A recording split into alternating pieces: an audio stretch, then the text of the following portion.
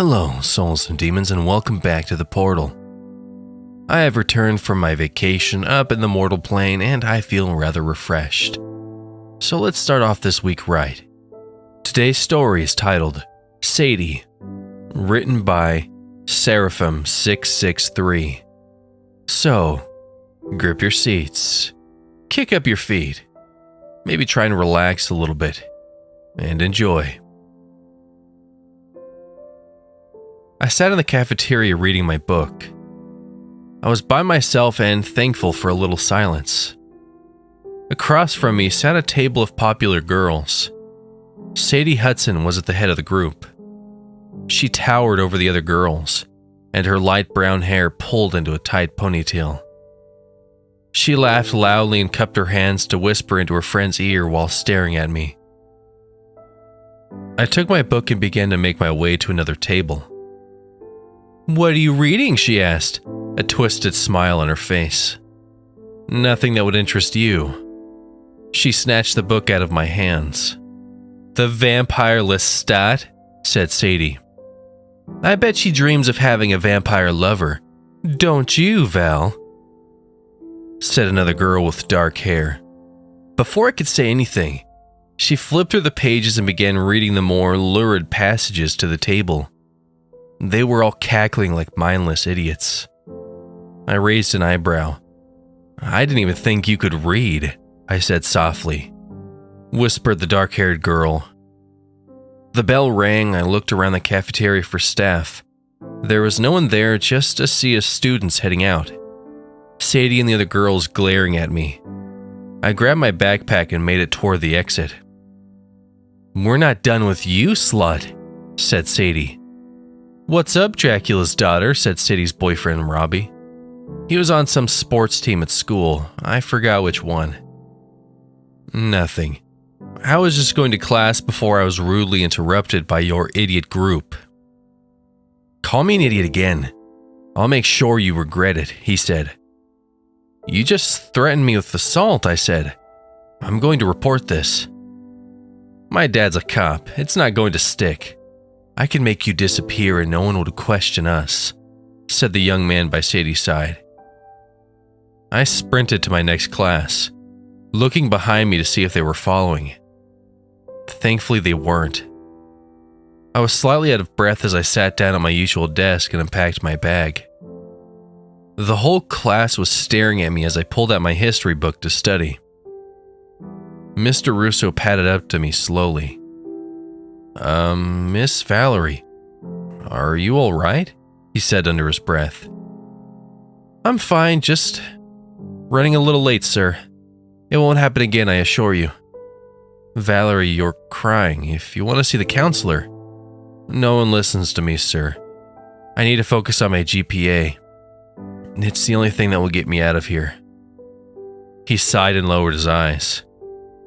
"Miss Valerie, I'm going to write you a note to go to the nurse's office to clean up." I took the note and went to the nurse's office. I cleaned up my face and drank some water. Wanda, the school nurse, was a kindly lady in a light pink sweater and salt and pepper hair. "Are you sure you don't want to see the principal or guidance counselor?" "They just twisted up around me until I looked like the instigator. It's not worth it," I said. "Sadie Hudson? How did you know?" "You wouldn't be the first girl that ended up here because of her. She used to be such a nice girl, bright and cheerful, but lately, she's been awful. Just because her boyfriend is the sheriff's son doesn't mean she can walk over everybody." "I'm getting my GED and attending a community college. I'm already taking advanced placement courses. There wouldn't be much difference," I said. "Why don't you take the rest of the day off? I'll write you a hall pass. You have near perfect attendance. I don't think going home early once will hurt your record." "Thank you." I took the pass from her and headed out to my car since I was leaving early. The halls were blessedly empty. Winding mountain roads and deep forests surrounded me as I drove home. The woods parted to the town of Junction. It was a tiny village with a few houses, a gas station, and a post office. At the end of the community lay ruins of an old ironworks from the 1800s. A brick structure was twisting in decay at the foot of the mountain pass. There were rumors of a bad fire nearly a century ago that left the factory in ruin. I drove down the long driveway to my family's house. It was a decent-sized cabin with a wooded yard. I carefully opened the front door and slipped inside. My parents were at work and my sister wouldn't be home for the next few hours, so I had the house to myself. Under my bed were books I hid from my parents. My family was staunch Baptist. I didn't want to hear the arguments from them. I already had enough drama about how I dressed, let alone the lectures I would receive for practicing witchcraft. I had books on spells, demonology, and the occult, as well as Wicca, paganism, Buddhism, and the voodoo. I rummaged around and found the book I needed, Protection and Reversal Magic. Flipping through the pages, I found a spell on building a ward of protection. I didn't want to hurt Sadie, but I wasn't going to be a victim either. Do no harm, take no shit. After studying, I went to bed and woke up late at night. I gathered the spell book in a small bag packed with chalk, a few tiny candles, incense, a lighter, and salt. I put on a long black robe and a small wand that was carved out of olive wood. I crept out of the cabin into the night. The road was empty as I walked to the old ironworks. I wanted someplace private I could cast my spell and move on with my life. Perhaps I would even free a spirit or two that was trapped there. In the middle of the factory was a crumbling brick with a chimney reaching toward the stars. In the middle of the ruins stood Sadie. Her eyes had turned black. Robbie stood behind her. His eyes were black too. His shadow was inky and angular. Too angular to be human. I could only catch a glimpse of it before it disappeared, only to return to the opposite wall, a black shadow with jagged angles and tendrils. This was some demon, some monstrous entity that had corrupted Sadie and Robbie. What in the hell did I get myself into? I want her to pay in blood, said Sadie. The book was heavy in my hands. I had the knowledge to do something about this, and I was here fully armed against it. I could lose horribly and be the creature's mercy. The olive wand trembled in my hands. I fumbled to find a page with an exorcism spell and found nothing. I would have to improvise. Do no harm, but take no shit. It was now or never. I grabbed a handful of salt and flung it into the shadow. Sadie and her boyfriend recoiled and made a hissing sound. Smoke coiled black as the shadow itself. I brandished my wand. I cast thee out by the name of the elements: air, fire, earth, and water. The creature hissed again and backed slowly away. I cast thee out of thine host and among roots of the earth. I flung more salt. Sadie screamed and recoiled. Robbie grabbed me, his hands squeezing my throat. My vision darkened. Down and out, amongst the stones and roots, I screamed and chanted over and over. A loud inhuman shriek cracked through the darkness. A force yanked Robbie away from my neck and clear across the floor. He lay limply. I got up and coughed hard, catching my breath. My throat burned and my neck felt bruised. I went over to Sadie and grabbed her arm. Come on, we have to run. She nodded and got up. She ran so fast that she pulled me behind her. Gravel slid beneath me as I hitched up my long black robe to run faster. The inky shadow was further and further behind us. We made it back to my cabin. It's safe in here, but I need you to be quiet, I said. What the fuck just happened? Asked Sadie. Tears were streaming down her eyes, and her nose was running. I don't know. An exorcism, I think. Shh, just go in. I carefully unlocked the door to my house. We walked upstairs quickly and silently. Once in my bedroom, I threw down a line of salt lining the entrance. This is my abode, Hecate, protected from darkness and spirits unknown. I chanted as I held my wand against the door. I felt pressure, and then the room felt brighter and lighter. Sadie stared at me, her jaw agape. "We're safe here," I said, deflating to the floor. "What was that thing?" Sadie asked. "I don't know. Whatever it was, it isn't good." "It has Robbie. You have to go and help him, please." "We're lucky we made it out alive. I don't think I can fight that thing." "You have to try." Her face was bright red and her nose was running. "Look, give me some time. I can build up a way to banish it for good." She started to tremble, and I sat by her. She put an arm around me and began to sob. "Val, I'm sorry for how I treated you." "It wasn't you. It wasn't even a person," I sighed. "Don't you worry. I'll find some way out of this." I let Sadie sleep on my bed as I studied my books for a solution. In my demonology book, I found a small section on exorcisms. The chapter warned against trying such a feat without years of training, or alone. Demons and evil creatures hated strong will and faith. It didn't specify a religion. Hell and atheists only needed enough confidence in themselves to do one. Then again, an atheist wouldn't believe any of this was happening to begin with, and try to find a rational explanation. Even with faith, it was perilous.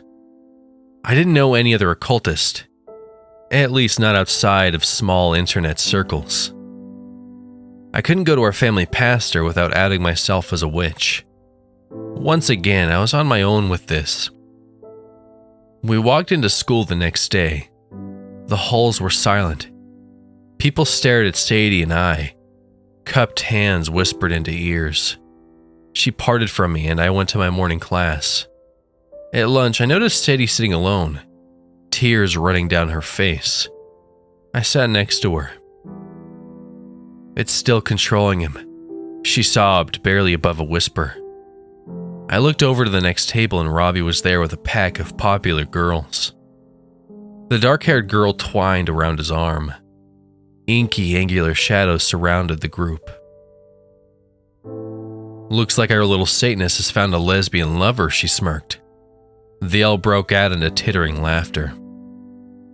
"Leave us alone," said Sadie. "Or what? You'll leave me behind to make out with a witch?" said Robbie. "Shh," I said under my breath. "Remember, it's not them." "You have to fight them," Sadie whispered. "Not in public. I'll go back to the ruins tonight to see if it comes back." Sadie nodded. Her shoulders shook. Her eyes were red and swollen by tears. I had had years to build up a thick skin to being bullied and being laughed at and alone. I focused on my schoolwork all these years and built a wall of sarcasm to protect me. "Robbie, you're just upset because your girlfriend thinks I'm better in bed," I smirked. "Maybe try being less vanilla. I'm sorry you're all bigoted homophobes. You'll have to greet all types in your future Walmart careers." The bell rang. I wish I could have brought Sadie to my AP classes with me. At least the students there were mature enough to keep opinions to themselves. I walked to the guidance counselor's office and asked for programs on independent study or an early transfer to community college. After school, I went to the parking lot to find the tires of my car slashed. I went back to the principal's office and made a report. The police were called, including Sheriff Collins, Robbie's dad. My stomach dropped and I knew this would go nowhere. I would have to report it to my insurance and wait for the claim to settle. "I can give you a ride home." I turned around and saw Sadie. Her curly caramel hair was disheveled, and her eyes looked red and tired. "Thank you, I'm sorry about today," I said. "How do you live with it?" she asked. "How can you stand how people treat you?" With a lot of sarcasm and condescension, I said, "I know you don't want to hear this, but you get used to it after a while. You learn not to trust people either. Even I have bad days where I break down. I was planning to leave school, not drop out, but graduate early. I don't have to deal with this bullshit anymore. I never want to see this town again." She burst into another round of tears. "I'm so sorry for the way I treated you." "It wasn't you," I said. "It was that thing may have been on me, but it didn't have complete control. It would whisper to me. It would tell me such mean things. But it didn't make me say anything. I could have ignored it." Okay, I forgive you," I said. "Right now, I just want to go home." Sadie drove a white Chevy Malibu. We drove in silence to my house in the woods. "Look, I'm going to go to the ruins tonight and try to fight this thing," I said. She nodded. "I'm not strong enough to fight this creature on my own. I need you there as backup." "I'm scared. I have no idea what I'm doing." "Look, you're the witch. I mean, you have magical powers or something." "It's afraid of faith," I said. "Bring a cross or Star of David, a pentagram or crystal or a lucky sock. Whatever you believe. I'll do most of the work, but I need someone else there." She took a deep breath and nodded again. "I'll see what I can do." I tried to keep my mind off of the night ahead by studying. I worked on a term paper for a few hours, going to the kitchen to grab some leftovers. My parents engrossed in reality TVs. I told them about my car and that I reported to the insurance. My father said he would call a tow truck in the morning and continued to watch TV. I gathered my materials, a bag of salt, my olive wand, and some spring water that I left in the moonlight. It wasn't holy water in the traditional sense, but it was the best that I had. The evil creature was afraid of force, afraid of will, fearful of faith, do no harm, but take no shit. After my parents went to bed, I left the house quietly. The full moon shone overhead, casting blue light on the gravel road towards the ruins. Wood creaked under my feet as I entered the crumbling structure. "Sadie?" I called out softly. I saw a body hanging limply from one of the brick pillars in the silver light. It was Sadie. Her curls dangled over her face, and her eyes were still open. Poor girl. It seems she wasn't strong enough to handle ridicule. A raspy voice whispered in the darkness. "She's not strong. Not like you." Down amongst the trees and out upon the roots, I shouted. I saw Robbie as he flinched and moved back. Fumbling with the bottle, I splashed all the holy water into his face. Steam poured off of his shadow and he wailed in pain. Down amongst the trees and out into the roots. "Leave. Go back to whence you came. Be gone." Robbie hissed and shuddered a bit. The dark, angular shadow began to lift from him. I pushed every bit of energy and will through my olive wand. "Be gone." Another shudder. Dizziness struck me, and my legs felt limp. I took a deep breath. By Gaia, Hecate, Brigitte, by fire, earth, air, and water, by moon, sun, earth, and stars, I order you to get out. The shadow made a ripping sound, and Robbie screamed. Then there was disturbing laughter. "That was a valiant attempt, little witch," said Robbie. "I haven't fought anyone that came close to beating me. Because you amuse me, I'll let you live." My mouth fell open. "There have been others before you. All the chance with the power of Christ compels you," he laughed. "None of it even came close to you. I think our dear Reverend only cares about the collection plate." He smiled wistfully. "But you get called a Satanist. Face ridicule and cruelty every day, and have more faith in yourself than he does. This is very amusing, and I respect you for that." "Be gone," I yelled. Robbie chuckled and put his finger over my lips. "You won't speak about this to anybody. I'll report Sadie as a suicide, nothing to do with you." The mean girls will get blamed for bullying her. You'll go on to get excellent grades and graduate early. You'll leave this town altogether and not look back. I went to cast again, but my lips were sealed shut. My tongue felt like a stone in my mouth. The thing is, y'all have it wrong. You're trying to cast some demon or evil spirit out of me, thinking it'll save me. He shook his head and smiled. I don't hold host to a demon, sweetie. I am the demon. It's just like you being a witch. You are what you are. Someone can't perform an exorcism and make you stop being a witch, just as you can't cast my soul out of my own body. I wanted to scream at him, to take down this monster hidden in the flesh, but I couldn't break whatever silence he threw on me. Scowling, I picked up my bag and stomped home defeated. The next day at school, the mean girls were all in tears. Sadie's suicide was all over the local news. And there were grief counselors. There was an assembly about bullying and planned a memorial service.